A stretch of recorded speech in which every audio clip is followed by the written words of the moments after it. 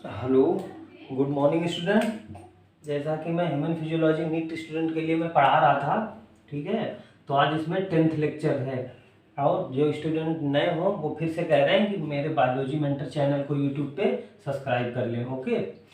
और bell icon को भी प्रेस करें ताकि जब भी मैं वीडियो अपलोड करूं तो आपको नोटिफिकेशन मिल जाए। तो स्टार्ट करने से पहले आगे मैंने बोला था आज के नेक्स्ट वीडियो में स्टार्ट करेंगे डिसऑर्डर्स ऑफ डाइजेस्टिव सिस्टम। उससे पहले मैं बता देता हूँ, थोड़ा सा बैक जाके जो 3 टर्म बताए थे वो ऑलरेडी मैं अलग अलग लेक्चर में डिस्कस कर चुका हूँ।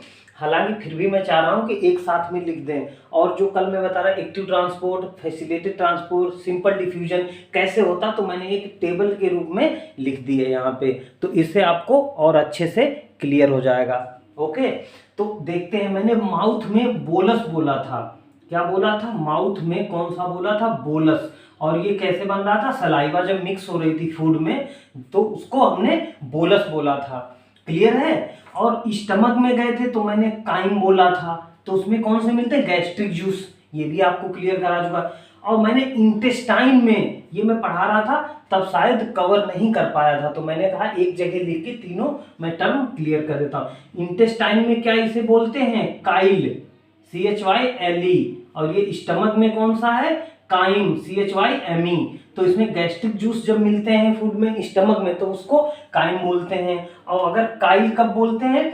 जब ये पैंक्रियोजाइमिन जब ये मिलते हैं, ठीक है। तब ये पैंक्रियोजाइमिन जब मिलता है इंटेस्टाइन में, ओके, तब इसको क्या बोलते हैं? काइल। तो आप लोग ध्यान रखेंगे 3 टर्म्स हैं ये बहुत इंपॉर्टेंट 3 टर्म्स हैं। ये कई बार क्वेश्चन पूछे जा चुके हैं। क्लियर हो गया इतना? क्योंकि मैं ऑलरेडी इनको अलग अलग क्लास में ले चुका हूं, फिर भी मैंने कहा चलो एक साथ में मैं इसे कवर करा देता हूं। नोट डाउन करिए इसे। हो गया? अब चलिए देख लेते हैं मतलब कैसे कैसे ट्रांसपोर्ट होते हैं, ठीक है। प्लांट्स में भी चलते हैं सेम, ह्यूमन में भी वही जो प्रोसेस होती हैं। ये मैंने प्लांट वाला सिस्टम था, मैंने कहा प्लांट फिजियोलॉजी पढ़ाएंगे तब बताएंगे, लेकिन कल इसमें आए थे टर्म तो मैंने कहा चलो आज कवर ही करा देते हैं थोड़ा सा। और वो पैरा पिछले वाला जो मेरा 9th लेक्चर है उसको इससे रिलेट करेंगे तो और ज्यादा क्लियर होगा।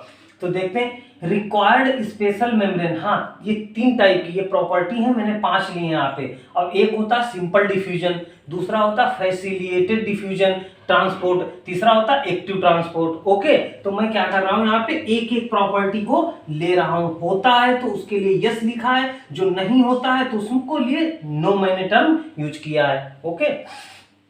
चलिए देखते हैं, इसमें कह रहे रिक्वायर्स स्पेशल मेम्ब्रेन प्रोटीन। तो सिंपल डिफ्यूजन में मुझे नहीं रिक्वायर्ड होती है मेम्ब्रेन प्रोटीन की। किसमें चाहिए होती है? फैसिलिटेटेड डिफ्यूजन में कह रहे हैं चाहिए है। उसके बाद में एक्टिव ट्रांसपोर्ट में ये कह रहे हैं मुझे भी चाहिए है, ये कह रहे हैं नहीं। नो का मतलब नहीं है, यहाँ पे क्रॉस कर दिया। फिर देखते हैं सेकंड हाईली सेलेक्टिव। ये बोले हाईली सेलेक्टिव कौन है? देखिए सिंपल डिफ्यूजन है, सिंपल होगा, कोई जरूरत नहीं, सरफेस के द्वारा ही हो जाता है, इसमें सिलेक्शन की भी प्रायोरिटी नहीं है। लेकिन फैसिलिटेटेड ट्रांसपोर्ट क्या होते हैं? इनके लिए चाहिए है, ओके, हाईली सेलेक्टिव चाहिए। दूसरा हमारे पास एक्टिव ट्रांसपोर्ट, ये भी हमें चाहिए है यहाँ पे, ठीक है, उन्हें उसमें भी चाहिए है। 2 पॉइंट लर्न हो गए। अब आते हैं तीसरा ट्रांसपोर्ट सैचुरेट, ठीक, सैचुरेट। तो बोल रहे हैं जब ट्रांसपोर्ट कब तक ये चलता रहता? सैचुरेशन मतलब किस किस में आता है जो सैचुरेट हो जाते हैं। तो आपको फिर से बोलेंगे कि सिंपल वाले में कुछ नहीं होता है। उसके बाद आते हैं थर्ड पॉइंट पे, किसमें? फैसिलिटेटेड में होता है। उसके बाद अगर देखा जाए एक्टिव में, इसमें भी होता है, ठीक है। उसके बाद आते हैं अपहिल ट्रांसपोर्ट। अपहिल किस किस में होता है? तो आपको बोला था मैंने, इसमें हाई टू लो होता है, एनर्जी की रिक्वायर्ड होती नहीं, तो अपहिल ही नहीं होगा इसमें। दूसरा फैसिलिटेटेड ट्रांसपोर्ट, इसमें भी नहीं होता है, नहीं होता ना। चलिए मैं ऐसे कर दे रहा हूँ अच्छे से क्लियर हो जाए आप लोगों को। इसको हटा दे रहा हूँ मैं अभी फिलहाल, अच्छे से इसको कर दे रहा हूँ। तो आप लोग बहुत अच्छे से देखेंगे ये टर्म और किसकी प्रॉपर्टी में कवर करवा रहा हूं यहाँ पे, ठीक है, बहुत इंपॉर्टेंट है। इसमें भी नहीं चाहिए, इसमें चाहिए, और ये होना चाहिए। अब आते हैं ट्रांसपोर्ट सैचुरेशन, इसमें भी नहीं है, इसमें भी होता है। फैसिलिटेटेड में चाहिए सैचुरेशन, एक्टिव ट्रांसपोर्ट में चाहिए है। उसका अपील ट्रांसपोर्ट सिंपल डिफ्यूजन में नहीं चाहिए, उसके फैसिलिटेटेड डिफ्यूजन में नहीं चाहिए, यहाँ भी नहीं होता है। लेकिन अगर हम बात करते हैं फोर्थ पॉइंट की, प्रॉपर्टी नंबर 4 अपहिल ट्रांसपोर्ट, तो यहाँ पे एनर्जी नहीं देनी पड़ती तो अपहिल होगा नहीं। तो और अगर एक्टिव की देखें तो यहाँ पे होता है, क्योंकि यहाँ पे अगेंस्ट द कंसंट्रेशन ग्रेडियंट या इन दोनों में अलोंग द होता है, तो कोई मतलब नहीं इसमें स्पेशली, इसमें तो सरफेस के द्वारा ही होता है। और नंबर 5 पे आती है last property and very important, इसमें बोले रिक्वायर्स एटीपी एनर्जी। एटीपी के फॉर्म में एनर्जी चाहिए होती, किसमें? सिंपल में नहीं चाहिए है, ठीक है, फैसिलिटेटेड में नहीं चाहिए, इसमें भी नहीं, किसमें केवल चाहिए होती? इसमें। तो आप लोगों को ये कवर करवा दिया कि एक्टिव ट्रांसपोर्ट में सब 5 प्रॉपर्टी लर्न कर लीजिए, सिंपल में सभी को क्रॉस करिए, नो नो नो। अब एक्टिव में सबको यस यस कर दीजिए, ठीक है, टिक कर दीजिए, इसमें क्रॉस कर दीजिए, तो ये मेरे पास नहीं है, ठीक है। तो 2 तो कॉलम ऐसे ही तैयार हो जाए। अब आते हैं फैसिलिटेटेड ट्रांसपोर्ट, आपको ट्रिक बता दे रहे हैं लर्न करने की। तो इसमें देखिए ऊपर की 3 प्रॉपर्टीज होती हैं, ऊपर में रिक्वायर्ड मेम्ब्रेन प्रोटीन चाहिए उन्हें, हाईली सेलेक्टिव होती हैं फैसिलिटेटेड। अब मैं केवल इसकी बात कर रहा हूं, ट्रांसपोर्ट, फैसिलिटेटेड ट्रांसपोर्ट की। उसके बाद ट्रांसपोर्ट सैचुरेशन इसमें भी आता है, लेकिन अपहिल, क्यों अपहिल में दिक्कत क्या हुई? इसलिए रिक्वायर्ड एटीपी एनर्जी, तो ये बोले नो, जब एटीपी एनर्जी नहीं चाहिए होगी तो अगेंस्ट द कंसंट्रेशन ग्रेडियंट के हमारे पास ये नहीं होगा, नहीं हो पाएगा। तो जिसमें एनर्जी नहीं दोगे तो वो हाई टू लो नहीं होगा, लो टू हाई ही होगा। इस वजह से अपहिल ट्रांसपोर्ट भी इसमें नहीं पाया जाता है।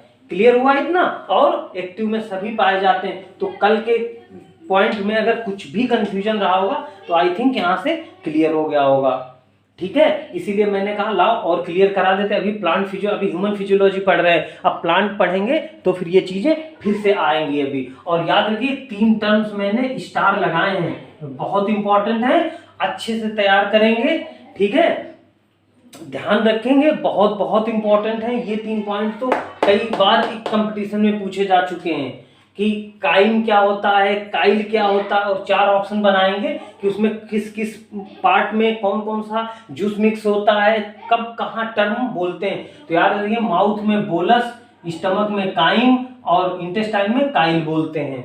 ओके, इतना क्लियर हो गया? चलिए अब मैं अपने टॉपिक पे आता हूँ, ठीक है। हाँ, तो ये आप लोगों ने क्लियर कर लिया, नोट डाउन कर लिया, ठीक है। अब मैं आगे स्टार्ट कर रहा हूँ। जैसा कि ये लेक्चर में लास्ट टॉपिक बचा है, और आप लोगों को मैंने बताया था कल कि कंप्लीट होने के बाद में जब भी मैं कोई भी सिस्टम डील करूँगा तो उसके लास्ट टॉपिक में आएंगे डिसऑर्डर्स ऑफ डाइजेस्टिव सिस्टम, ठीक है। अब इसमें हम लोग क्या करते हैं, 1 बाय 1 कवर करते हैं। तो आइए थोड़ा सा देख लेते हैं। तो डिसऑर्डर में सबसे पहले हमारे पास क्या आता है, इंट्रो थोड़ा ले लेते हैं। तो इसमें कह रहे the inflammation of the intestine track, intestinal track is the most common element due to bacterial, इसको ध्यान देंगे, और वायरल इन्फेक्शंस। जो हमारी इन्फ्लेमेशन होती, जो इंटेस्टाइन ट्रैक होता है, तो सबसे ज्यादा वेनरेबल किसके लिए होता है? इन्फेक्शन के लिए, बैक्टीरियल और वायरल के लिए। ओके, अब बोल रहे हैं ये the infections are also caused by parasites of the intestine. कुछ इन्फेक्शंस होते हैं, या ज्यादातर बोल सकते हैं पैरासाइट की वजह से भी होते हैं हमारे इंटेस्टाइन में, लाइक जैसे फीताकृमि बोलते हैं हिंदी में, टेपवर्म, राउंड वर्म, ठीक, इसमें टीनिया सोलियम आता है, राउंड वर्म में स्कैरिस आता है, एक थ्रेड वर्म आता है, एक हुक वर्म आता है, ठीक है, एक पिन वर्म आता है जिसको चुन्ना बोलते हैं हिंदी में, छोटे छोटे बच्चों में होते थे ये पहले, ठीक है, ये गंदगी की वजह से होते हैं। तो हमारे पास वर्म वाली जो है पैरासाइट्स जो होते हैं इंटेस्टाइन में, कौन कौन से हो रहे हैं आप एक नोट डाउन करिएगा, tapeworm, round worm, thread worm, hook worm, और उसके बाद में पिन वर्म, ठीक है। तो इतने प्रकार से हमारे इंटेस्टाइन जो होती है इन्फेक्शंस के लिए वल्नरेबल होती है। ठीक है, अब हम देखते हैं, अब डाइजेस्टिव सिस्टम में रिलेट करके अब आते हैं वन बाय वन इससे डिसऑर्डर्स। पहला डिसऑर्डर है जॉन्डिस। ठीक है, इसको पीलिया बोलते हैं, हिंदी में क्या बोलते हैं? पीलिया। जॉन्डिस को पीलिया बोलते हैं। इसमें क्या इन्फेक्ट होता है और असर कहां दिखता है, वन बाय वन रिलेट करेंगे। चलिए, द लीवर इज अफेक्टेड, इसमें कौन सा इफेक्ट होता? पहला ही क्वेश्चन बन गया यहां से। जॉन्डिस में पूछेंगे कि कौन सा ऑर्गन इफेक्ट होता है, तो इसमें क्या बोलेंगे? Liver is affected. Skin and eyes turns yellow, skin और आईज जो होती है हमारी येलो हो जाती हैं due to deposition of bile pigment. किसके द्वारा?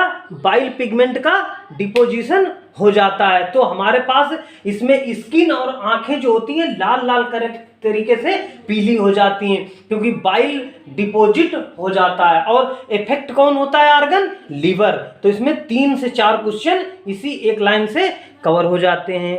ओके, ठीक है, तो क्या पढ़ लिया हम? जॉन्डिस कवर हो गई, पीलिया। अब आते हैं दूसरा डिसऑर्डर, इसमें क्या आता है? वोमिटिंग। वोमिटिंग इसको उल्टी बोलते हैं। ठीक है, वोमिटिंग। अब इसमें देखते हैं ये किसके, it is the ejection of stomach.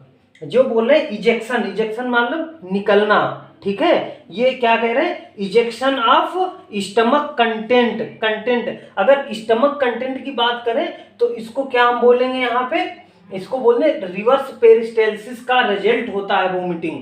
ठीक है, तो अगर नॉर्मल पेरिस्टेल्सिक मूवमेंट हो रहा तो दिक्कत नहीं है कोई। अगर रिवर्स पेरिस्टेल्सिस हो रही मतलब इजेक्ट हो रहा अपोजिट डायरेक्शन में, स्टमक का कंटेंट निकल आ रहा थ्रू द माउथ। किसके थ्रू आए? माउथ के। तो दिस रिफ्लेक्स एक्शन है is controlled by the vomit centre. अब वोमिट सेंटर कहाँ होता है आपको पता है? मेडुला ऑब्लंगोटा। ठीक है, कहां पे? मेडुला ऑब्लंगोटा। तो हमारे पास क्या हो गया? It is the ejection of stomach content, ठीक है, through the mouth. This reflex action, ये रिफ्लेक्स एक्शन होता है, is controlled by the vomit centre. Vomit centre हमारा बताया था ना, मेडुला ऑब्लंगोटा होता है, तो वहीं पे ये कंट्रोल होता है और रिफ्लेक्स एक्शन होता है। और एक पॉइंट बोले, feeling of nausea preceding to vomiting. Nausea से मतलब वोमिट होने से पहले नोजिया की फीलिंग आती। नोजिया को बोलते हैं जी मचलाना। आप लोगों को जब भी, सबको ये होता है नॉर्मली, जब भी वोमिटिंग होती है तो उससे पहले जी मचलाता है। ठीक है, तो उसी को बोलते हैं the feeling of nausea preceding vomiting. उसके बाद में वोमिट हो जाती है हमें। क्लियर हुआ उतना? तो वोमिट से क्लियर हो गया ये आप लोगों को वोमिट। अब इसके बाद में नेक्स्ट डिसऑर्डर देखते हैं। तो आप लोगों ने वोमिटिंग क्लियर कर लिया। ठीक है, कोई भी डाउट हो, कुछ भी समझ में ना है, आप लोग कमेंट करके पूछ सकते हैं। अब आते हैं थर्ड डिसऑर्डर पे, उसका है डायरिया। डायरिया से आप लोग तो भली भांति परिचित होंगे। ठीक है, द एबनॉर्मल, इसमें होता क्या है? The abnormal frequency of bowel movement and increase liquidity of the faecal discharge. इसमें क्या बोल रहे हैं? जो फ्रीक्वेंसी होती है हमारी फीकल मैटर, जो पेरिस्टेल्टिक मूवमेंट होता है मेनली, वो क्या होता है? बढ़ जाता है। और एक काम और हो जाता है इसमें, लिक्विडिटी जो होती है फीकल मैटर में, ठीक है, तो वो भी इंक्रीज कर जाती है। ठीक है, अब इसी को बोलते हैं डायरिया। ठीक, और इसमें करें it reduces the absorption of food. Diarrhoea जब हो जाती तो एब्जॉर्प्शन ऑफ फूड जो होता है वो डिक्रीज कर जाता है। हुआ क्लियर? तो डायरिया में कुछ नहीं होता, absorption of frequency, the abnormal frequency of bowel movement बढ़ जाता है और liquidity of the faecal matter, जो लिक्विडिटी होती है फूड की कह लीजिए, वो भी बढ़ जाती है फीकल डिस्चार्ज में। इसी को क्या बोलते हैं?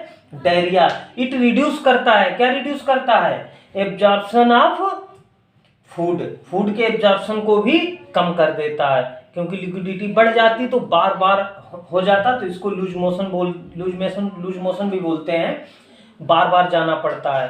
ठीक है, क्लियर? अब आते हैं फोर्थ नंबर पे, इसको बोलते हैं कॉन्स्टिपेशन। कॉन्स्टिपेशन, अच्छा डायरिया को हिंदी में दस्त बोलते हैं। ठीक है, आते हैं कॉन्स्टिपेशन। कॉन्स्टिपेशन को हिंदी में बोलते हैं कब्ज। जैसे कि कभी कभी जो अपना रेगुलरली डिस्चार्ज करने के लिए नहीं जाते हैं, जिनका रूटीन गड़बड़ रहता है, जैसे सुबह उठते हैं, कुछ लोग तो फ्रेश होने तुरंत अपना टाइमली जाते हैं, ठीक है, कुछ लोग नहीं जाते हैं, टाइम टू टाइम नहीं जाते हैं, मतलब इरेगुलर हो जाती है उनकी लाइफ, डेली लाइफ, तो पता चले कभी कभी किसी समय पे जा रहे हैं, कभी किसी समय, तो उन लोगों में ज़्यादातर ये प्रॉब्लम होती है। और इस समय तो खान पीन ऐसी चल रही है लाइफ, उससे भी कई प्रॉब्लम होती है, फास्ट फूड ये सब, इसकी वजह से भी प्रॉब्लम क्रिएट हो जाती है। चलिए, तो कब्ज क्या होती है, इसमें क्या होता है, जस्ट ये डायरिया जो है, डायरिया का अपोजिट होता है कब्ज, ठीक है। तो अब देखते हैं कॉन्स्टिपेशन में, the constipation, the faeces are retained with in the rectum. ये फीकल मैटर जो होता है हमारा, ये कहाँ पे रिटेन हो जाता है, आपको पता है temporary storage of rectum is faecal matter, वहीं पे रेक्टम में स्टोर हो जाता है। तो लेकिन ये क्या होता है, इसमें ज्यादा समय के लिए रिटेन हो जाता है। As the bowel movement occurs irregularly, यही बोल चुका मैं पहले ही, आपको बता दिया, बाउल मूवमेंट इसमें क्या हो जाता है, इरेगुलरली हो जाता है बाउल मूवमेंट। तो ये हमारे पास कॉन्स्टिपेशन का प्रॉब्लम हो गया। अब एक और बचा है, मैं उसको भी कवर करा दे रहा हूं अभी। तो क्लियर हो गया ना। तो अब मैंने क्या किया, कॉन्स्टिपेशन तक कंप्लीट हो गया, 4 नंबर डिसऑर्डर कंप्लीट। अब 5वें नंबर पे और लास्ट है चैप्टर का, आता है इंडाइजेशन। इसको बोलते हैं अपच, अपच बोलते हैं, ठीक है, इसको बोलते हैं अपच। और अगर इंग्लिश वाले, इंग्लिश मीडियम बच्चे हैं जो देख रहे होंगे, तो इसको वांट्स टू प्रॉपर डाइजेशन, इसको बोलेंगे वांट्स टू प्रॉपर डाइजेशन। इसके लिए अभी जरूरत है, इंडाइजेशन मीन्स इसको अभी प्रॉपर डाइजेशन की जरूरत है। चलिए देखते हैं।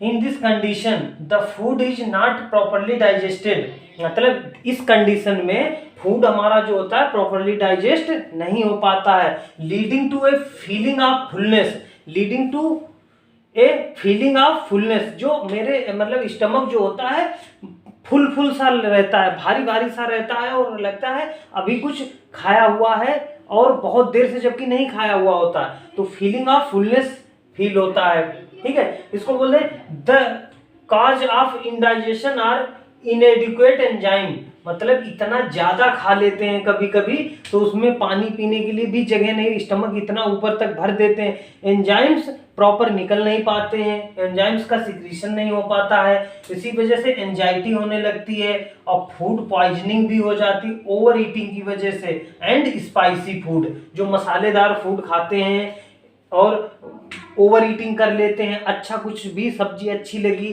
या कुछ भी फास्ट फूड में खा रहे हैं अच्छा, तो फिर वो खाते ही चले जाते हैं, बहुत ज़्यादा खा लेते हैं ओवर ईटिंग के कारण। स्पाइसी फूड, बहुत ज़्यादा मसाले वाले फूड पदार्थ जो यूज करते हैं खाने में, उन्हें अच्छे लगते हैं, जो फूड पॉइजनिंग भी हो जाती, रखा हुआ, या गर्मियों को समय चल रहा है, ठीक है, गर्मियों में तो क्या करते हैं ये लोग कि रखा हुआ भी फ्राई करके दे देते, तो और ज़्यादा प्रॉब्लम हो जाती है। इसी वजह से एंजाइम्स कम निकलते हैं, जब प्रॉपर उसको डाइजेशन के लिए जगह नहीं मिलेगी, एंजाइम्स निकल नहीं पाएंगे, तो हमारे पास इंडाइजेशन तो होना ही होना है, तो प्रॉपर डाइजेशन नहीं हो पाता है, तो इस वजह से इंडाइजेशन की प्रॉब्लम हो जाती है। तो मैंने आज क्या किया, कंप्लीटली पूरा चैप्टर फिनिश करा दिया है, digestion and absorption human physiology का, जो मैंने स्टार्ट किया था ह्यूमन फिजियोलॉजी, ठीक है, ह्यूमन फिजियोलॉजी स्टार्ट किया था, तो मैंने कंप्लीटली करा दिया। और कितने लेक्चर्स में, 10 लेक्चर्स में कंप्लीट कराया है, ठीक है। तो अब आप लोग पूरा चैप्टर कंप्लीट हो गया, अब देखेंगे 1 बाय 1 अच्छे से हो गया है। अब इसमें से जो भी आपको प्रॉब्लम हो उसको कमेंट करके पूछेंगे, और अगर एनसीईआरटी का ह्यूमन फिजियोलॉजी स्टार्ट कर रहे हैं पढ़ने की, तो सोचिए नहीं, अभी से स्टार्ट कर दीजिएगा। पहले आप पढ़ रहे हैं, जो बिगनर हैं, शुरू कर रहे हैं, ठीक है, 11th में है स्टूडेंट, पहली बार पढ़ रहे हैं, तो कृपया ऐसा करें, सबसे पहले मेरा वीडियो देख लें या एनसीईआरटी पढ़ लें, पढ़ने के बाद में, और वो इतना ना करें कोशिश कि ज़्यादा पढ़ने की, 1 बाय 1 मैंने मैक्सिमम 24 मिनट तक का वीडियो लिया है, ठीक है, एक वीडियो 24 मिनट का सबसे बड़ा वीडियो अपलोड किया है, उससे 22 मिनट है या 20 मिनट है या 18 मिनट या 14 मिनट या 12 मिनट ऐसे करके मैंने कंप्लीट किया है। तो आप देखिए इसको बहुत मेहनत से तैयार किया गया। आप लोग उसको एनसीईआरटी रीड करिए, मेरे वीडियो देखिए, एक बार में ही आप लोगों को पूरी एनसीईआरटी टिप पे आ जाए। और जो भी मैंने कंप्लीट नहीं किया है, जो जो मेन था, जो जो मुझे चाहिए कंटेंट, पूरा का पूरा एक्सट्रैक्ट दे दिया है यहाँ पे, ओके। और जो नहीं है वो मैंने बोल दिया है। जो जितना मैं बोला है इसमें वीडियो के अंतर्गत सब क्वेश्चंस ही होते हैं, अब उनको इजी वे में मैंने कवर कराया, आप लोग देखेंगे इसे, ठीक है। अब मैं सोच रहा हूँ अब सेकंड इसका चैप्टर है, ठीक है, रेस्पायरेशन स्टार्ट होगा, ठीक है। तो पहले आप ह्यूमन फिजियोलॉजी पढ़िए अच्छे से, फिर क्या करते हैं breathing and exchange of gases, जो कि ह्यूमन फिजियोलॉजी का सेकंड चैप्टर होगा, तो मैं उसको देखता हूँ, ठीक है। तब तक के लिए अच्छे से पढ़िए, ठीक है, और देखते हैं फिर कल इसका नेक्स्ट वीडियो अपलोड करते हैं नेक्स्ट चैप्टर का, ओके।